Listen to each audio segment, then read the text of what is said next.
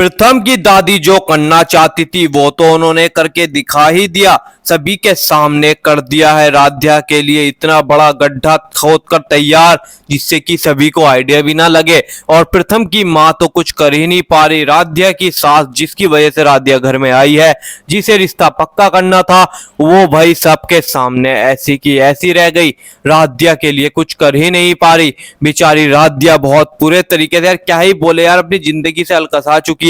राध्या मर भी सकती है। था तभी अचानक प्रथम ने अपने मम्मी पापा के सामने वो बात कह दी जिसकी किसी ने कल्पना तक नहीं की थी। उसने ऊंची आवाज में कहा, ये मेरी जिम्मेदारी नहीं है, ये तो मेरे जीवन का बोझ है जिसे आप दोनों ने जबरदस्ती मेरे माथे पर बैठा दिया है। ये शब्द राध्या के कानों तक पहुंच गए। वो कमरे के दरवाजे पर खड़ी थी। जैसे ही ये शब्द उसके दिल में उतरे, उसका चेहरा पीला पड़ गया। आंखें भर आईं, लेकिन उसने खुद को संभाल लिया। राध्या मन ही मन सोचने लगी, अगर मैं ही उसके लिए बोझ हूं तो अब इस झूठे रिश्ते में रहकर क्या फायदा। मुझे अपना फैसला लेना ही होगा। लेकिन यह सब यहीं खत्म नहीं हुआ। पिता का गुस्सा, प्रथम के पापा जो अब तक खामोशी से सब देख रहे थे, अचानक गुस्से से भर गए। उन्होंने प्रथम की तरफ कदम बढ़ाए और बिना कुछ कहे उसके गाल पर जोरदार तमाचा जड़ दिया। आपकी जिद से हुई है। यह सुनते ही पूरा घर सन्न रह गया। राध्या जो थोड़ी दूरी पर खड़ी थी, उसके कानों तक यह शब्द चुभते तीर की तरह पहुंचे। उसकी आंखों से आंसू छलक पड़े। ओमकार का दिल जैसे जल उठा।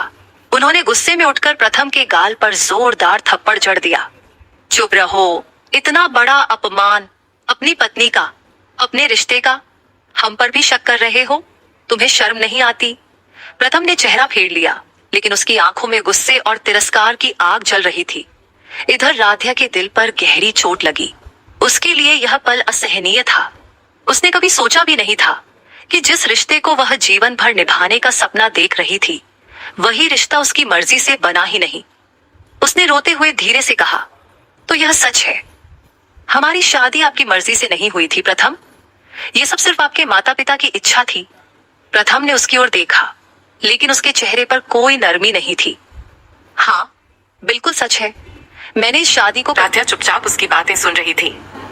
उसके दिल में चोट लग रही थी, लेकिन उसने कोई जवाब नहीं दिया, क्योंकि वो जान चुकी थी कि अब उसे खुद के लिए एक बड़ा फैसला लेना ही पड़ेगा। मम्मी पापा का फैसला। इधर प्रथम के मम्मी पापा भी इस पूरे मामले को देख चुके थे। उन्हें समझ आ गया कि उनका बेटा अब रिश्तों की अहमियत समझने को तैयार ही नहीं है।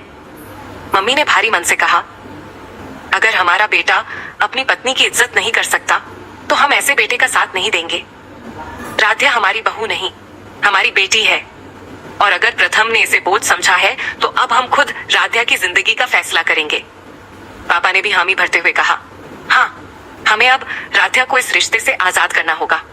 एक लड़की बोझ नहीं होती, वो घर की लक्ष्मी होती है। अगर हमारा बेटा ये नहीं समझ पाया तो उसकी गलती है, लेकिन हम राध्या की जिंदगी बर्बाद होते नहीं देख सकते। राध्या का निर्णय। राध्या ये सब सुन रही थी। उसके चेहरे पर आंसू थे, लेकिन दिल में हिम्मत भी थी।